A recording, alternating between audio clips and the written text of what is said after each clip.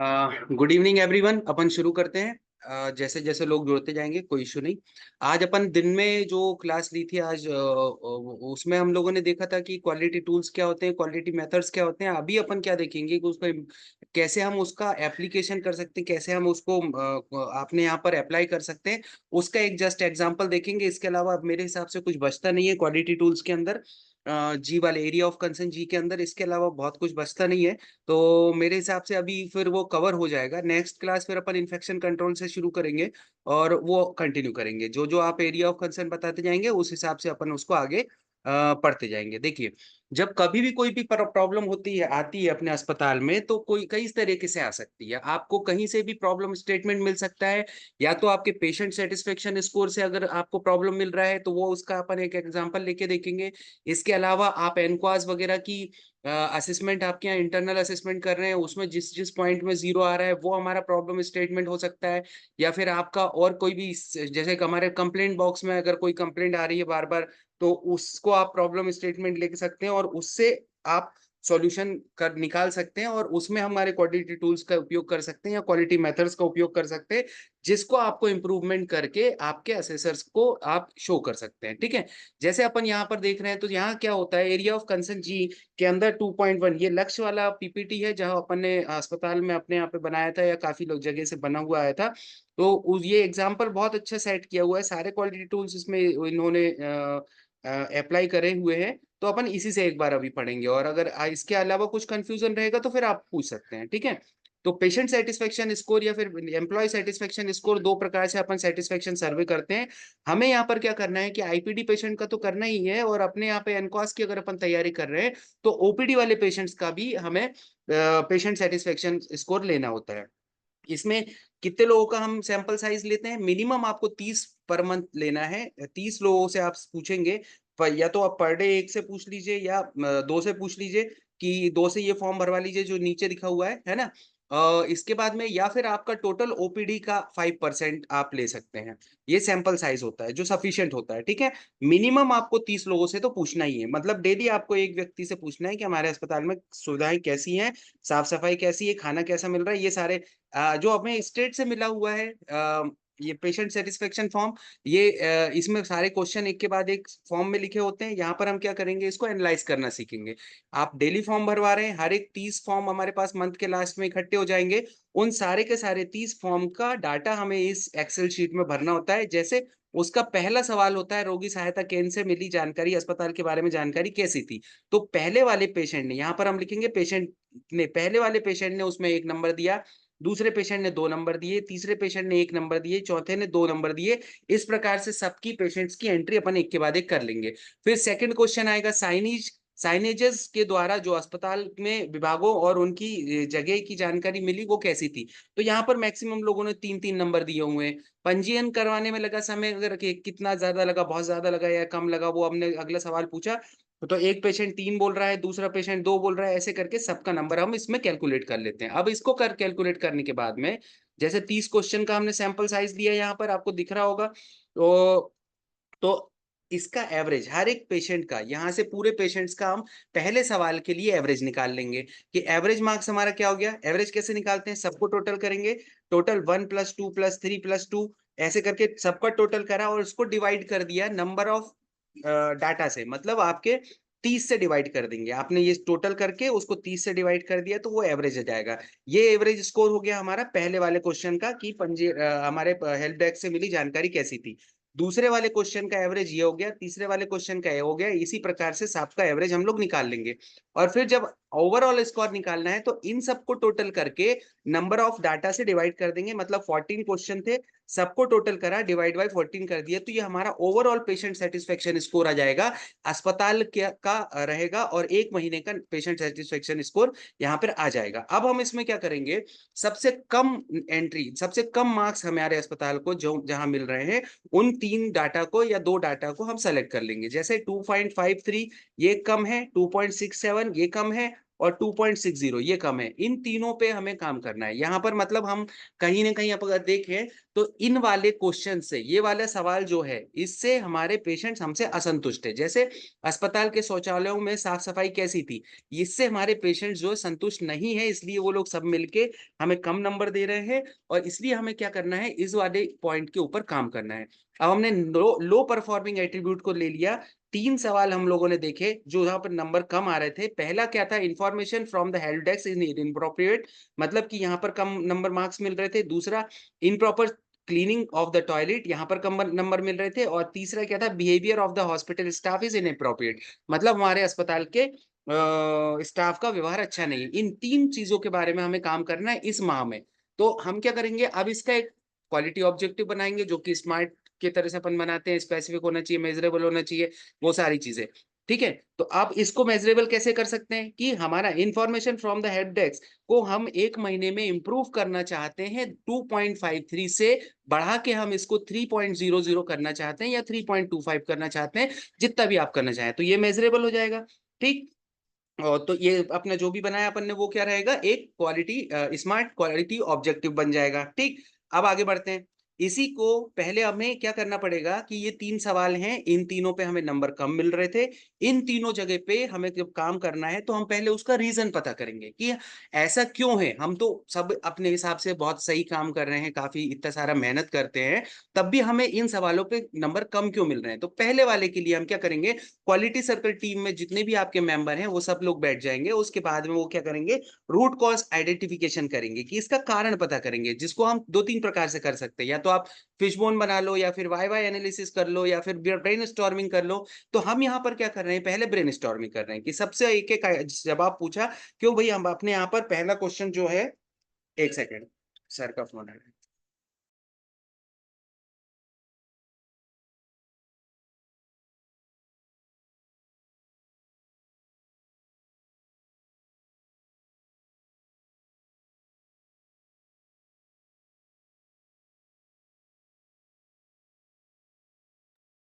हाँ, तो अपन कहाँ पर थे कि पहले वाले क्वेश्चंस के बारे में, जैसे कि हमारा क्या था, इंफॉर्मेशन फ्रॉम हेल्प डेस्क ये क्यों नहीं सही आ रही है, तो सब लोग अपना अपना जवाब देंगे। जैसे पहला ये बोलता है, किसी ने जवाब दिया कि no staff is available in OPD. जब भी हम देखते हैं तो ओपीडी में स्टाफ ही अवेलेबल नहीं होता है हमारे हेल्प डेस्क पे। दूसरे, अगर कोई बोला कि जो बंदा अवेलेबल होता है, जिसकी आपने ड्यूटी लगाई हुई है, उसका सुपरविजन कोई नहीं करता, कोई देखता नहीं है, तो वो हर एक एक घंटे में इधर कभी चाय पीने चल जाता है, कभी घर चले जाता है, तो मतलब वो उसका अवेलेबल वहां पर सुपरविजन नहीं हो रहा है। दूसरी चीज, तीसरा क्वेश्चन अगर किसी और से पूछा तो उसने एक आइडिया और दिया कि staff posted at help desk जो है, वो जो बंदे की ड्यूटी लगाई हुई है उससे बेचारे से पार्ट बॉय का काम करवा रहे हैं, तो ये भी कारण हो सकता है। ठीक है, फिर और किसी से पूछा तो स्टाफ जिसको भी हमने वहां पे रिस्पॉन्सिबिलिटी दी थी, उसको पता ही नहीं है कि उसको क्या क्या जानकारी देना है मरीजों को। ठीक है, तो ये भी एक कारण हो सकता है। इसके बाद में और किसी से पूछा तो उसने ये बोला, since the staff posted help desk is ward boy when they is not available in case of the over crowding, कि क्योंकि वो बंदा वार्ड बॉय को ही आपने हेल्प डेस्क में बिठा के रखा है, और जैसे ही भीड़ आती है तो वो इधर उधर वार्ड बॉय का काम करने लग जाता है। तो ये हमारे ब्रेन स्टॉर्मिंग से 5 अपने पास में उसके रीजन, संभावित कारण वहां पर अपने पास में आ गए कि हमारे हेल्प डेस्क से सही जानकारी क्यों नहीं मिल पा रही है, उसके कारण अपने पास 5 आ गए।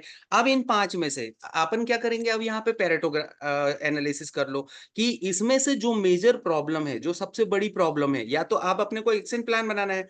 ये अपना एक्शन प्लान कैसे बनेगा, इस तरह से बनेगा, ये आपको दिख रहा होगा। ये अपन ने पहले वाले सवाल के ऊपर एक्शन प्लान बनाया है। क्या क्या गैप स्टेटमेंट क्या था कि हमारे इस पे हेल्प डेस्क पे मिलने वाली जानकारी सही नहीं थी, वो तो हमारा गैप स्टेटमेंट हो गया। उसका रूट कॉज क्या था, हमने 5 कारण अभी पता कर लिए थे, 5 कारणों में से ही कोई 1-2 कारण होंगे। तो उसमें पहले अपन या तो पांचों का आप एक्शन प्लान बना लो कि पांचों को एक के नीचे एक लिख दो। और अगर आप बहुत सारे कारण हो गए हैं, बहुत सारे संभावित रीजन हो रहे हैं, तो आप सबको मत लिखो, किसी भी मेजर 2-3 कॉज को आप सॉल्यूशन निकाल लो। 80% समस्या का समाधान हो जाएगा। जैसे अपन ने सुबह पढ़ा था कि वो परेटो एनालिसिस बोलता क्या है कि 20% अगर आपने कारण को सॉल्व कर लिया तो 80% समस्या आपकी पूरी तरह से सॉल्व हो जाएगी। तो हमने यहाँ पर क्या किया है, 2 चीजों को सॉल्व किया है। पहला क्या किया है, unavailability of the staff at the help desk after OPD hour, की ओपीडी आवर के बाद में बंदा उपलब्ध नहीं रहता वहां पर, उसको सॉल्व करने की कोशिश करी है। उसके लिए हमने क्या एक्शन लिया है कि 1 staff from the hospital should be made accountable for the help desk in OPD hours. After OPD hours, कि ओपीडी आवर्स में तो पेशेंट वो अवेलेबल रहते था, जो भी हमारा ड्यूटी पे रहता है हेल्प डेस्क पे। उसके बाद आफ्टर ओपीडी आवर्स हमने और किसी को ड्यूटी लगा दी कि अब इसके बाद में ये बंदा नाम से लगाएंगे हम, तो वो बंदा यहाँ पे हेल्प डेस्क का काम करेगा। ठीक, इसकी रिस्पॉन्सिबिलिटी किसकी होगी? जरूरी नहीं है कि फैसिलिटी इंचार्ज ही हो, और कोई भी यहाँ पर किसी न एक किसी व्यक्ति को रिस्पॉन्सिबिलिटी आप दे देंगे। फिर इसको दोबारा से हम जब चेक करेंगे, मतलब कितने दिन का समय लिया हमने, मिनिमम 1 महीना, एक मैक्सिमम 1 महीना अपन ले रहे हैं। यहाँ पर हमने क्या किया, कोई डेट डाल दी कि इस दिनांक तक हमें ये इंप्रूवमेंट करके दिखाना है, ये वाला रूट कॉज जो है उसको सॉल्व करके दिखाना है। ठीक है, इसके बाद में इसका फॉलो अप कौन लेगा? 1 महीने के बाद में फॉलो अप कौन लेगा? फैसिलिटी इंचार्ज ले सकता है, हॉस्पिटल एडमिनिस्ट्रेशन ले सकता है, आरएमओ ले सकता है, या मैटर्न लिखता है, जिसकी भी वो जवाबदारी यहाँ पर लिख देंगे। तो इस तरह से हमें क्या करना पड़ेगा, एक एक्शन प्लान बनाना पड़ेगा। सेम चीज दूसरा सवाल अपन ने देखा, एक रूट कॉज, ये प्रॉब्लम क्या थी कि हमारे हेल्प डेस्क से मिलने वाली जानकारी सही नहीं थी। वो कहाँ से पता चली हमें? पेशेंट सेटिस्फेक्शन स्कोर से। उसके बारे में फिर हमने उसका रूट कॉज निकाला, उसका सेकंड पॉइंट यहाँ लिख दिया, इसके बाद में उसमें जवाबदारी किसी की निर्धारित कर दी, फिर उसकी रिस्पॉन्सिबिलिटी भी दे दी। ठीक, उसका डेट टाइम फ्रेम कर दिया कि कितने तारीख को हम वापस चेक करेंगे, उसके बाद में कौन चेक करेगा वो अपन ने दिख दिया। ठीक, इसी प्रकार से या जो अपन ने 3 मेजर गैप निकाले थे, 1 माह में अपन ने 3 गैप निकाले थे। यहाँ पर पहला जो ये था, हेल्प डेस्क से जानकारी अच्छी नहीं मिली। दूसरी, improper cleaning of toilet, toilet की क्लीनिंग सही नहीं है, इस पे काम करना है। तो सेम एक्शन प्लान अपन बनाएंगे टॉयलेट की क्लीनिंग के ऊपर भी। ये अपना सेकंड वाला जो वो हो गया, ये टॉयलेट एक्शन प्लान हो गया किसका? टॉयलेट क्लीनिंग के लिए। यहाँ पर क्या हो गया, यहाँ आपने गैप स्टेटमेंट लिख दिया, फिर आपने रूट कॉज लिया, उसका कारण निकाला, तो कई सारे रीजन उसमें आए संभावित। जैसे कि यहाँ पर लिखा हुआ है, ये देखिए यहाँ पर क्या क्या ब्रेन स्टॉर्मिंग से हमने ये निकाला है। कैसे? किसी ने कहा कि अरे सर, हमारे पास तो सफाई कर्मी नहीं है, 3 लोगों की ड्यूटी रहती है, हम कैसे बाथरूम की सफाई कर पाएंगे?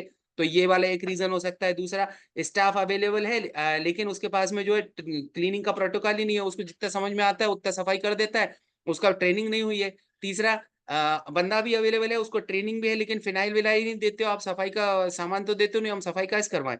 ठीक है, तो ये भी हो सकता है। फिर क्या, बकेट्स अवेलेबल नहीं है, या फिर पानी की सप्लाई नहीं हो रही है, या फिर इंफेक्शन को कंट्रोल प्रोसीजर्स को फॉलो नहीं किया जाता है। ये सारे संभावित कारण हम यहाँ लिख देंगे, और इसमें से जो मेजर वाला रहेगा उसके लिए हम एक्शन प्लान बनाएंगे। देखिए, जरूरी नहीं है कि आप सबके लिए एक्शन प्लान बनाएं, हो सकता है कि इसमें से एक आध ऐसा पॉइंट हो जो किसी काम का ही नहीं हो, बिना मतलब के अपन जबरदस्ती लिखे जा रहे हैं, है ना।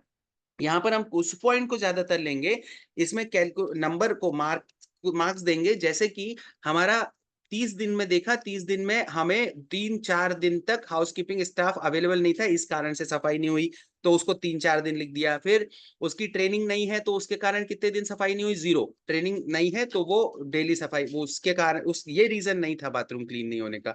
फिनाइल अवेलेबल नहीं रहा हमारे पास 5 दिन, फिनाइल ही नहीं था, इसलिए हमने 5 दिन सफाई नहीं करवाई। तो अब इसमें से आप क्या करेंगे, जो मेजर वाले दो हैं, मेजर वाले 2-3 पॉइंट है, उसका आपने एक्शन प्लान बना लिया, तो आपकी 80% प्रॉब्लम जो है वो सॉल्व हो जाएगी। ठीक है, अब जैसे यहाँ पर अपन ने देखा, ऐसे ही एक्शन प्लान बना लिया ये कि क्या क्या ले लिया अपन ने यहाँ पे, unavailability of the adequate amount of phenyl, phenyl नहीं होने के कारण बहुत सारे दिन सफाई नहीं हुई थी, 5-6 दिन, तो उसको हमने अवेलेबल करवाया। किससे करवा लिया? एक्शन क्या भी लिया कि आप खरीद के ले आओ और उसकी उपलब्धता को सुनिश्चित करो। रिस्पॉन्सिबिलिटी किसी की दे दी, डेट उसका फिक्स कर दिया, उसके बाद में आखिरी में क्या कर दिया कि फॉलो अप कौन लेगा 1 महीने बाद, कि अभी क्लीनिंग हो रही है कि नहीं हो रही है, वो यहाँ पर अपन ने लिख दिया। फिर दूसरा, सेम चीज का दूसरा गैप स्टेटमेंट, रूट कॉज निकाला, ये रूट कॉज हो जाएगा। इसके बाद में एक्शन टू क्या लेना है, हमें चेकलिस्ट लगाना, सुपरविजन ही नहीं है वहां पर, हमें पता ही नहीं चल रहा है कि हमारी बाथरूम साफ है कि नहीं है। मतलब हम क्या करें, एक चेकलिस्ट लगा लो, टॉयलेट क्लीनिंग चेकलिस्ट बाहर लगा दी, उसको कौन किसकी रिस्पॉन्सिबिलिटी होगी, कौन लगाएगा, ये सामने किसी को रिस्पॉन्सिबिलिटी दे दी, कितनी तारीख तक पूरा होना चाहिए, 20 तारीख तक पूरा कर लो। इसके बाद में आप उसको मॉनिटरिंग कौन करेगा, यहाँ पर मॉनिटरिंग दे दिया। इस तरह से हम क्या करते हैं, एक्शन प्लान बनाते हैं। ऐसे ही तीसरा सवाल हो जाएगा आपका, मैं अब उसमें बहुत ज्यादा नहीं जाऊंगा, अपने पास टाइम नहीं है इतना। तीसरा वाला क्या हो गया, behaviour of hospital staff is not appropriate, behaviour अच्छा नहीं है, उसके लिए आप फिर एक एक्शन प्लान बना लो। ये आपका बिहेवियर के लिए तीसरा वाला एक्शन प्लान हो जाएगा, ये रहा। ठीक है, यहाँ पर क्या हो गया, ये सारा लिख देंगे। इस तरह से अपन एक्शन प्लान बनाते हैं। ठीक, आगे बढ़ते हैं।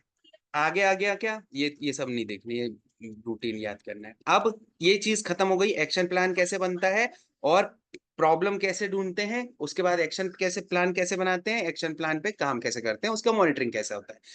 जो कल अपन ने देखा था कि ये अपन जो टेम्पलेट देख रहे हैं, ये वाली, ये टेम्पलेट काय की है, एक एरिया ऑफ कंसर्न जी की है, जो कि हर एक अस्पताल में अपन यहाँ पर अपन ने नॉर्मली लक्ष्य के टाइम पे बनाई थी। तो ऊपर वाले पॉइंट के मार्क्स आपको मिल गए जी, ठीक है। अब यहाँ पर अगला पॉइंट आ जाता है जी 5.1 की, आपने कोई ना कोई प्रोसेस को मैप किया है, क्रिटिकल प्रोसेस को, तो आपको मार्क्स मिलेंगे, अगर नहीं किया है तो नहीं मिलेंगे। अब प्रोसेस मैप कैसे करते हैं, प्रोसेस मैप डन कैसे, किसी भी क्रिटिकल प्रोसेस को आप मैप कर सकते हैं। यहां पर सबसे पहले आपको ऊपर उसका प्रॉब्लम लिखना पड़ेगा कि आपको ये प्रॉब्लम, ये आपने प्रोसेस को मैप किया है वो क्यों किया है।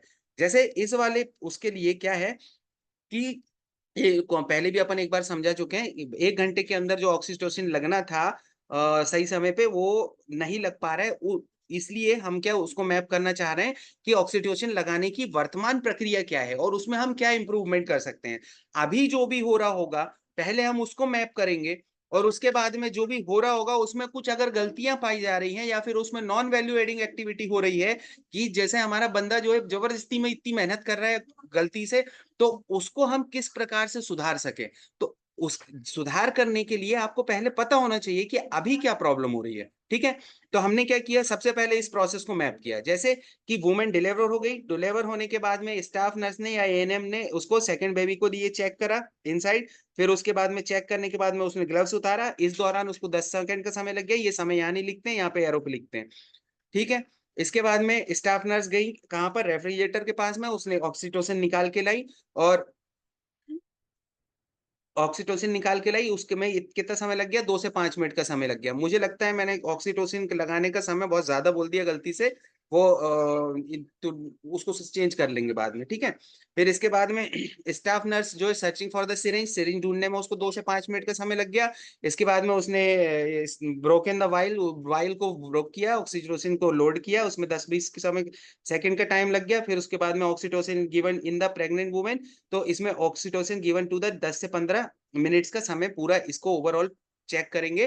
तो डिलीवरी के बाद में 10-15 मिनट का समय लग गया, जो कि लेट हो गया था। अब क्या हो गया, यूट्राइन मसाज वगैरह करी उसने birth companion, by the birth companion, इसके बाद में प्लेसेंटा को रिमूव कर दिया। ये पूरा का पूरा अपना वर्तमान की प्रोसेस है।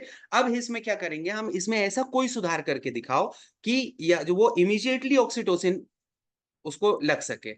तो यहाँ पर जो दिख रहा है प्रोसेस में, यहाँ इस एक चीज और मैं बताना चाहूंगा कि इस जगह पे अगर कहीं पर डिसीजन मेकिंग अगर कोई वो आएगा, तो उसको अपन डायमंड शेप में बनाएंगे।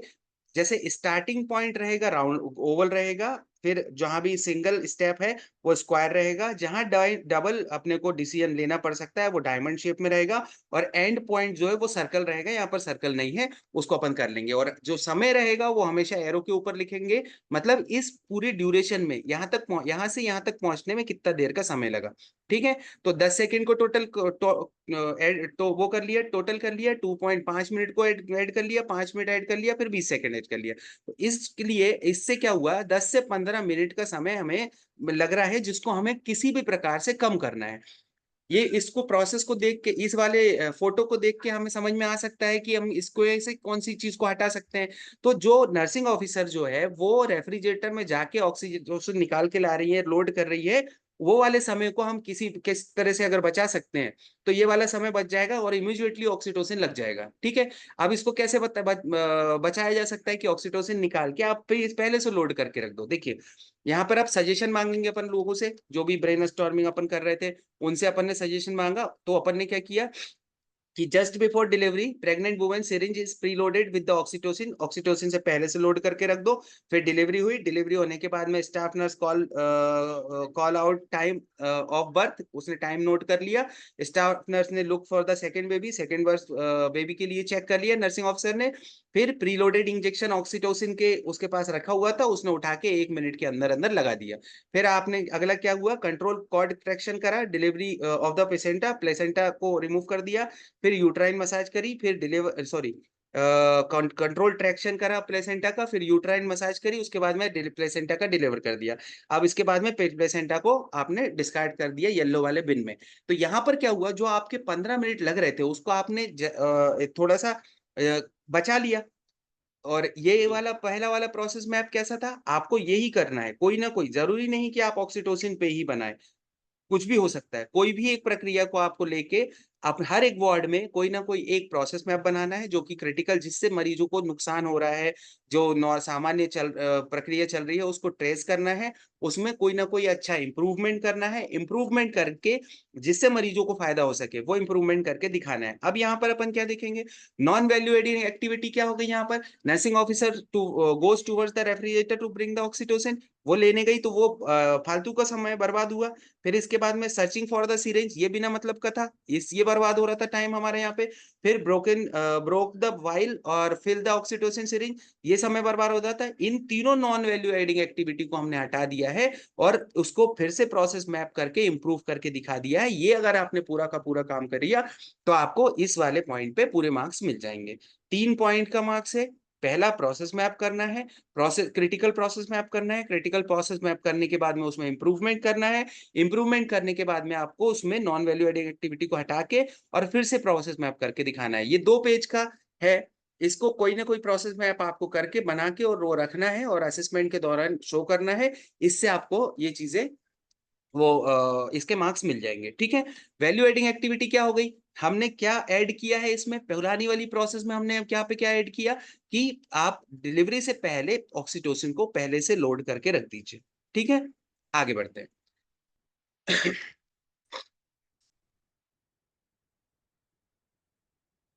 अब ये एक उसमें 6.1 जी के एरिया ऑफ कंसर्न जी में एक ही आता है कि आपने इंटरनल असेसमेंट पीरियोडिक इंटरवल में करते हैं कि नहीं करते हैं आप। इंटरनल असेसमेंट आपके एनक्वास की चेकलिस्ट से आपको फिल करना है, उसमें जहां जहां पर 0 और 1 आ रहे हैं, ये बात अपन ने दोपहर में भी कर चुके हैं, उन सबको नंबरिंग करना है, अलग से कैलकुलेट करके एक के बाद एक सीक्वेंस से जमा के रखना है। और उसके बाद में फिर हमें कौन कौन सी समस्याओं को सॉल्व करना है उसको कैसे निकालेंगे, पिक चार्ट से निकालेंगे। जो ग्रीन में आएगी जो बहुत जरूरी समस्याएं हैं और जो इजीली सॉल्व हो सकती है और जिससे बहुत फायदा होने वाला है, आप उसको सॉल्व करेंगे, बाकी सबको नहीं सॉल्व करेंगे, ठीक है। अब यहाँ पे क्या होता है, डेथ ऑडिट आपने किया है कि नहीं किया है, तो डेथ ऑडिट का ये फॉर्म होता है। फिर मेडिकल ऑडिट किया है कि नहीं किया है, प्रिस्क्रिप्शन ऑडिट किया है या नहीं किया है। अकेला प्रिस्क्रिप्शन ऑडिट करने से और इनसे नंबर नहीं मिलेगा, आपको ये ऑडिट करना है, उसके बाद में जो जो गलतियां आ रही हैं उन सारी गलतियों को एक के नीचे एक लिखना है और उसके बाद में उस पर कोई ना कोई एक्शन लेके उसको इंप्रूवमेंट करके और फिर से चेक करके दिखाना है, तब आपको उसका मार्क्स मिलेगा। स्मार्ट क्वालिटी ऑब्जेक्टिव क्या होता है ये मैं आपको पहले ही बता चुका हूँ।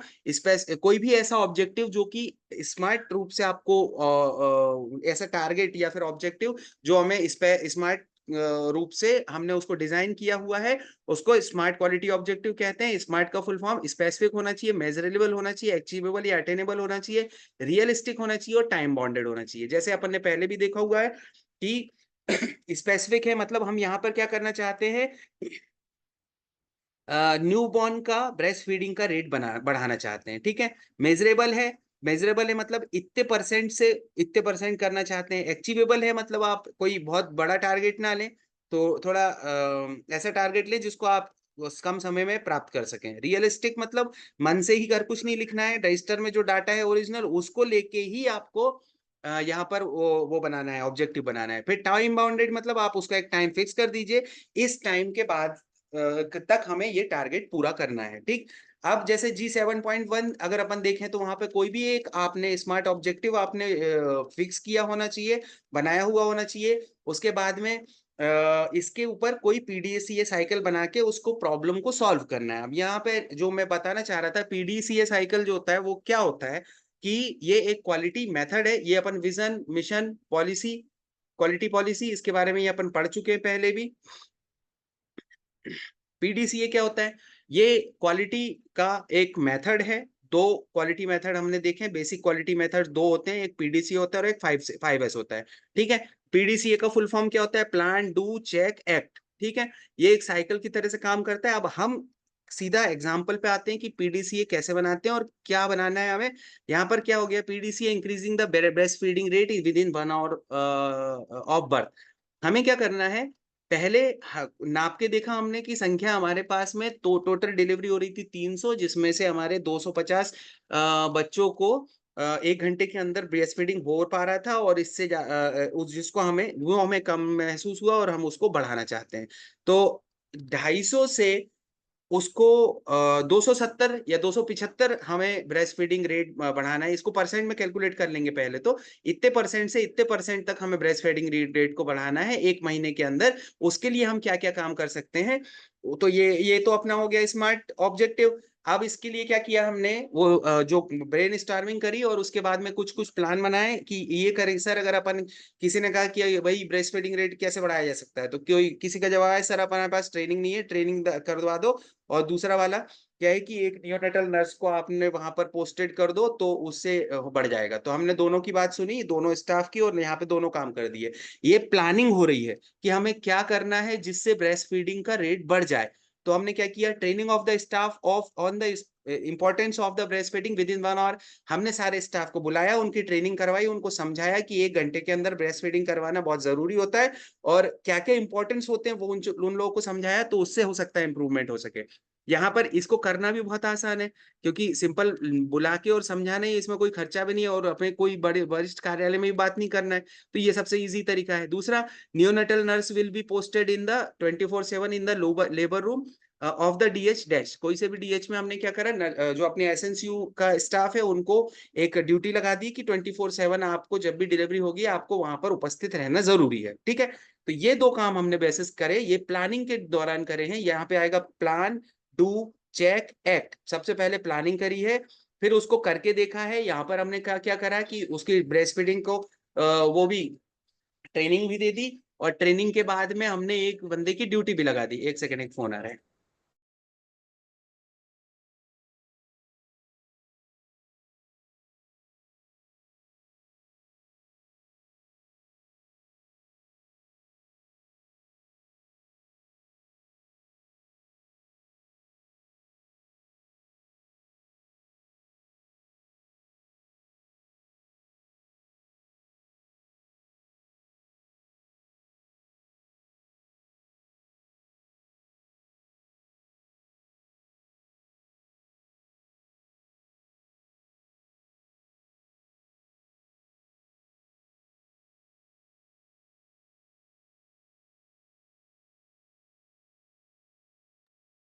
सॉरी, एक फोन आ गया था। तो यहाँ पर हमने प्लानिंग करी कि ट्रेनिंग देना है और यहाँ पर ड्यूटी लगा देंगे, इससे हो सकता है फायदे हो जाए। या अब यहाँ पे क्या करेंगे, डू करके देखेंगे। जो भी ट्रेनिंग देना था वो दे दी। इसके बाद में वहां पर हमने राउंड द क्लॉक एक स्टाफ की ड्यूटी लगा दी। ठीक, अब इसके बाद में क्या करेंगे, जो हमने काम करा उसको चेक करेंगे। 1 महीने बाद हमने चेक करा यहाँ पर कि इन दोनों चीजों से फायदा हो रहा है या नहीं हो रहा है। ब्रेस्ट फीडिंग रेट हमारा जितना था, 250 लोगों को, बच्चों को हमें वो हो पा रहा था। इसको परसेंट में कन्वर्ट कर पाएंगे एक्चुअली। तो इतना परसेंट हमारा ब्रेस्ट फीडिंग रेट था, 1 घंटे के अंदर हो रहा था। ठीक है, वो बढ़ा या नहीं बढ़ा। अगर नहीं बढ़ा तो फिर से क्या करेंगे, यहाँ पर चेक करने के बाद में क्या करेंगे, अगर नहीं बढ़ा है तो फिर से प्लानिंग करेंगे, और अगर वो बढ़ गया है तो इस चीज को कंटिन्यू रहने देंगे। समझ में आया? अगर ये प्लानिंग करके फिर उसको इम्प्लीमेंट करा, करके देखा, डू करा, फिर उसको चेक करा, अगर हमारी प्लानिंग सही है तो यहाँ पर हमारा जो भी हम चाहते थे, जो टारगेट था, वो थोड़ा इम्प्रूव हो जाएगा या फिर हम उसको अचीव कर लेंगे। अगर वो अचीव कर लिया है तो इसको कंटिन्यू करेंगे, एक्ट करेंगे। और अगर यहाँ पे अचीव नहीं करा है तो फिर से प्लानिंग करेंगे, फिर से मीटिंग बुलाएंगे, और उसके बाद में कोई नई उसमें कोई ना कोई एक प्लानिंग के दौरान कोई ना कोई एक नया एक्शन यहाँ पर लेंगे। ठीक है, ये तो एक हो गया। दूसरा, अगर अपन आते हैं PDCA for increase in PPICD insertion, ये भी सब बनाते हैं तो कोई वो नहीं है। पीपीआईसीडी इंसर्शन रेट मान लो पहले अभी क्या था, 11%, 12%, 13% अगर आ रहा था, उसको हमें बढ़ाना है। और हमने फिर ग्रुप डिस्कशन करा, ब्रेन स्टॉर्मिंग करी। उसमें से कुछ लोगों ने कहा कि सर हमारे पास में कुछ कुछ नया स्टाफ आया है जिसको पीपीआईसीडी इंसर्शन इंसर्ट करने की वो ट्रेनिंग नहीं है, और अगर ट्रेनिंग नहीं है तो फिर वो लोग नहीं लगाते, इसलिए हमारा रेट कम हो जाता है। तो ठीक है, चलो एक पॉइंट ये लिख लिया। दूसरा, कि counselling of the beneficiary using the bucket using the basket of the choice in antenatal ward. कि सर हम लोग जाते हैं तो जो काउंसलिंग करते हैं उसमें हमारे पास बहुत ज्यादा ऑप्शन है रहते नहीं है, तो हम क्या अपन क्या करते हैं कि एक उनको, जो भी मरीजों की काउंसलिंग हो रही है, उनको एक बहुत सारा ऑप्शन दें। जैसे कि अपना एनएसबीटी भी करवा सकते हैं, या फिर टीटी वो भी करवा सकते हैं, या फिर अपना पीपीआईसीडी इंसर्शन भी करवा सकते हैं। ये सारा चीज ऑप्शन देंगे तो हो सकता है कि अपना रेट उसमें बढ़ जाए। ठीक है, चलो ये लिख लिया हमने, दोनों पॉइंट लिख लिए। इसको फिर करके देखा, ट्रेनिंग भी करवा दी पीपीआईसीटी इंसर्शन की, और फिर उनको एक बल्क पैकेज भी दे दिया कि हमने ये चीजें हो रही है। इसके बाद 15 दिन बाद चेक करा। कौन चेक करेगा? कोई भी कर सकता है, लेबर रूम इंचार्ज कर सकता है, या मॉनिटरिंग मैट्रन कर सकती है, या आरएमओ कर सकते हैं, कोई भी उसको चेक करेगा। ये डाटा 11% से इंक्रीज होकर 20% पहुंचा है या नहीं पहुंचा है, या कुछ इंप्रूवमेंट हो रहा है या नहीं हो रहा है। अगर यहाँ पर इंप्रूवमेंट नहीं हो रहा है तो यहाँ पे नई प्लानिंग करेंगे, कोई दूसरी चीज करेंगे। कि हो सकता है कि ये दोनों पॉइंट हटा के ये ट्रेनिंग भी है और फिर सब कुछ ये बकेट वाला सिस्टम भी है, तो फिर हम यहाँ पर क्या करेंगे कि मॉनिटरिंग करना शुरू कर देंगे, हमारे स्टाफ को समझाएंगे, स्ट्रिक्टली थोड़ा इंस्ट्रक्शंस देंगे। तो यहाँ पर कोई एक नया प्लान आ सकता है। ठीक है, अगर यहाँ पर इंप्रूवमेंट हो रहा है तो फिर उसको आगे कंटिन्यू करवा देंगे। ऐसे ही इसी तरह से अगला एक पीडीसीए का एग्जांपल क्या हो सकता है?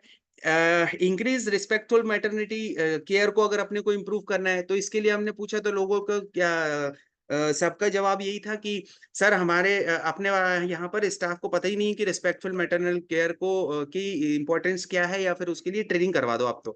तो अपन ने ट्रेनिंग करवा दी। ट्रेनिंग करवाने से अगर फायदा हुआ है तो उसको कंटिन्यू करेंगे, और अगर इससे फायदा नहीं हुआ है तो फिर क्या करेंगे, यहाँ पे कुछ नया आइडिया लाएंगे, कुछ नई ब्रेन स्टॉर्मिंग करेंगे, कुछ और रूट कॉज निकालेंगे। उसके बाद उसको फिर पीडीसीए करेंगे। कुल मिला के जितने भी हमने रूट कॉज निकाले हैं, आज दोपहर में भी हमने जो देखा था कि फिशबोन से जो रूट कॉज निकाल रहे हैं, उस पे हर एक उस पे काम करके ये फिशबोन से अपने जितने भी रीजन हो रहे हैं, जैसे यहाँ पर high rate of neonatal sepsis हो रहा है, तो ये इन सारे कारणों से हो सकता है। इन सारे कारणों में से कुछ भी मेजर प्रॉब्लम है उसका आप एक्शन प्लान बना लो, या फिर एक एक करके सब पे आप पीडीसीए करके देख लो। ठीक है, अब ये तो मैंने सुबह ही डिस्कस करा है, तो और पुराने वीडियो मैंने सेंड ही कर दिया है, तो फिर वही देख लेना। इसको डबल से डिस्कस करने की आवश्यकता नहीं है। ठीक है, ये तीन अपन को फिशबोन बना दिए हैं इन लोगों ने। इसके बाद में अपना ये हिस्टोग्राम है। हिस्टोग्राम बहुत सिंपल सा टूल है, अपने यहाँ पर बिल्कुल आपकी परफॉर्मेंस को, पूरे साल भर की परफॉर्मेंस को डिस्क्राइब करने के लिए आप इसका यूज कर सकते हो। ठीक है, आगे ये रन चार्ट है। रन चार्ट क्या उसका है काय का, एक नाइट डिलीवरी ब्लू से शो, नहीं sorry, day delivery, normal delivery जो है ब्लू से शो हो रही है इसमें, और नाइट डिलीवरी जो है इसमें रेड से शो हो रही है। इन दोनों में अपन क्या करते हैं, रन चार्ट के अंदर क्या करते हैं, मीडियन लगाते हैं या मोड लगाते हैं। मीन मीडियन मोड सुबह देखा था अपन ने। तो मीन अपन कहाँ पे लगाते हैं, रन चार्ट में लगाते हैं, और जो मोड है वो अपन शायद उसमें कंट्रोल चार्ट में लगाते हैं। यहाँ पर बीच में एक लाइन खींच देंगे, उसके चारों तरफ यहाँ पे पूरा डाटा एक के बाद एक वो रहेगा। ये ये शो कर रहा है, ये वाला रन चार्ट जो है वो शो कर रहा है कि यहाँ पे नाइट में डिलीवरी कैसी हो रही है आपके यहाँ पे। तो ये हमारा लगभग 300 से और 175 से 200 से 300 के बीच में हो रही है, मतलब हमारा ये सिस्टम सही चल रहा है। इसी को अगर अचानक से नीचे आ जाए, ये 100 पे पहुंच जाए, तो मतलब अपन समझ जाएंगे कुछ तो गड़बड़ है। अच्छी खासी 200 से 300 तक के बीच में हमारी नॉर्मल डिलीवरी नाइट में कंडक्ट की जा रही थी, और अचानक से ये कम हो गई, ऐसा क्यों है? कोई स्टाफ कम हो गया, या किसी का ट्रांसफर हो गया, या कुछ भी एक रीजन हो सकता है, वो नहीं, अपन उस पर नहीं बात कर रहे। तो जो भी रीजन रहेगा उसको हमें वहां पर अलर्ट होके उस पर काम करने की जरूरत पड़ सकती है। ठीक है, फिर ये वाई वाई एनालिसिस अपन ने सुबह ही देखा था। ये सारा का सारा, ये पूरी फाइल जो मैंने आपको अभी शो करी है, इस प्रकार से अगर आप जी एरिया ऑफ कंसर्न जी की फाइल बनाओगे, तो आपको एरिया ऑफ कंसर्न जी में मैक्सिमम मार्क्स मिलेंगे, जितने भी आपके एरिया ऑफ कंसर्न है उसमें से। अपन ने केवल यही देखना था आज कि एग्जाम्पल कैसे हमें क्वालिटी टूल्स का उपयोग करना है, कैसे आपको फाइल बनाना है, उसका मैंने एग्जाम्पल दे दिया। अगर ये आप लोग कहोगे तो मैं ये फाइल को अभी ग्रुप पे डाल दूंगा, आप लोग इसको देख लेना। इसके अनुसार अपनी फाइल अलग अलग बोर्ड की अलग अलग फाइल रहेगी, तो वो इसके अनुसार आप बना सकते हैं। आज के लिए मेरे हिसाब से इतना ही। अगर किसी को कुछ सवाल पूछना हो तो बिल्कुल पूछ सकते हैं। कोई चीज नहीं समझ में आई हो तो आप पूछ सकते हैं।